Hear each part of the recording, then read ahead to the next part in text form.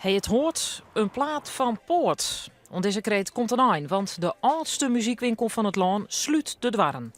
Poort Music, onder voorstreek in Ljouwert, wie hoort voor het laatste iepen. Poort Music, goedemorgen. Ja, het is vandaag de laatste dag, ja. Ja, echt, ja. Ja, heel heftig. En emoties spelen een grote rol nu. Het is afscheid nemen, dat is eigenlijk de laatste maanden al, maar we laten iets heel moois achter. Ja. Het is de laatste weken is het al gigantisch druk. Ja, dat mensen bloemetjes brengen, flessen wijn, ontzettend lieve brieven, kaarten, mailtjes uit Amerika. Het is een hele bijzondere tijd. Echt een hele bijzondere tijd. Ja. Ja, het is jammer dat ze ermee ophouden natuurlijk. Heel jammer, ja. Het is ook jammer zo'n zaak die er zo lang is geweest. Ik heb ook heel veel cd's gekocht. Ja. Het is krekkers, maar ja, elke rouwe daar verdient weer een aangezicht in de stad waaien.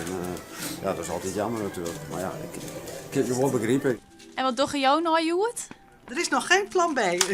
Dat vroeg een klant vorige week aan mij. En is er al een plan B? Nee, er is nog helemaal niks. Nee, ik ga gewoon het nieuwe jaar in.